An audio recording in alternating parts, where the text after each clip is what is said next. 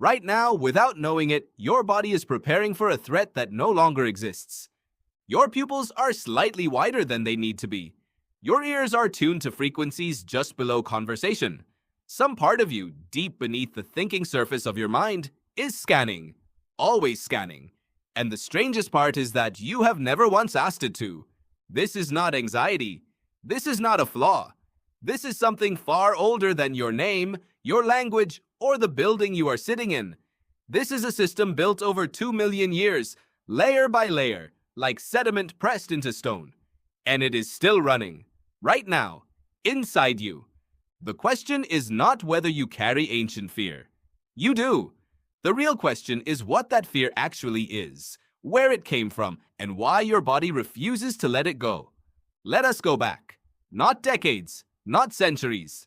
Back past the invention of writing, past the first cities, past the agricultural revolution, back to a grassland at dusk, somewhere in East Africa, roughly 200,000 years ago.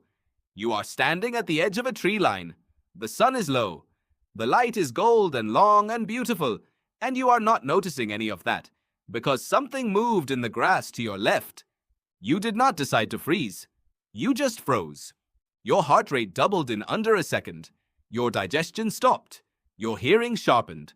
A hormone called cortisol flooded your bloodstream, and a surge of adrenaline followed it like a wave.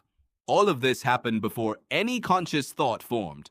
Before any part of you said the word danger, your body had already responded to it.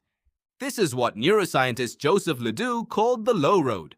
In his research on the amygdala published throughout the 1990s and into the 2000s, Ledoux mapped how sensory information bypasses the thinking brain entirely and travels directly to the fear center. The high road, the one that involves conscious reasoning, takes longer, a fraction of a second longer. In a world with predators, that fraction is the difference between surviving and not. Your body does not wait for you to think. It acts. Then it lets you catch up. Now here is what matters. That system, the one that fired on the grassland 200,000 years ago, is the same system firing in your body right now. Evolution does not delete features that worked. It buries them. It layers new systems on top, gives you language and planning and emotional regulation, and then leaves the old machinery running underneath, invisible, constant, loyal to a world that no longer exists. Researchers Arne Oman and Susan Minica published a landmark study in 2001 examining what they called prepared fears. Their finding was striking. Humans, regardless of culture, regardless of upbringing, respond faster and more intensely to certain stimuli than others. Snakes, spiders, darkness, the silhouette of a face watching from a distance. These are not learned fears. They are inherited ones. Your nervous system recognizes them before your mind does. Before you have finished seeing the shape, your body has already decided how seriously to take it. You are not afraid of spiders because a spider once scared you. You are afraid of spiders because the ancestors who were afraid of spiders lived long enough to have children. Fear is not weakness. Fear is inheritance. But it goes deeper than triggers. It goes into the shape of your body itself. Think about the way you hunch your shoulders when you feel threatened, the way your stomach contracts, the way your jaw tightens and your neck shortens, head dropping slightly forward. This posture has a name. Biologist Gordon Burkhardt identified it as a defensive crouch pattern preserved across species. You are not learning to cower. You are remembering it.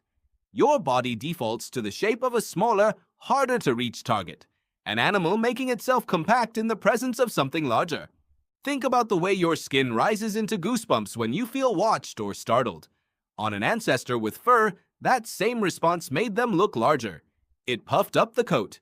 It was threat display. Your body still does it. It just no longer has the fur to go with it. You are, in a very real sense, wearing the ghost of a body that no longer exists. And that ghost responds to the world as if nothing has changed. Now think about night. There is a reason the dark feels different. Not just visually different. Different in some older, harder-to-name way. Neuroscientist Matthew Walker, in his research on sleep and threat detection, found that the sleeping human brain does not fully disengage from environmental monitoring. During certain stages of sleep, the auditory system remains partially active, tuned specifically to sounds in the frequency range of predator movement and human distress calls. Your brain, even unconscious, is still listening for something to be wrong. And in the hours before sleep, when the light drops and the house goes quiet, your threat detection system quietly escalates. Heart rate varies slightly. Cortisol shifts. Some unnamed restlessness rises. You might call it the feeling that you forgot something. You might call it nothing at all, just a vague unsettledness that passes when you turn on a light. What it actually is, a 200,000-year-old nervous system registering that darkness has arrived, and that darkness is when the predators move. You are not irrational. You are ancient. And there is something else your body remembers. Something quieter. Something that shows up not in fear, but in belonging. Researchers at the University of California have found that human cortisol levels, your primary stress hormone, drop measurably in the presence of familiar faces and voices. Not just in infants, in adults, in every age group studied. The presence of your people physically reduces the chemical signature of threat inside your body. Because being alone in the dark, on that grassland, was one of the most dangerous things that could happen to you. And being surrounded by your group was survival made flesh. Your body still knows this. It still speaks this language.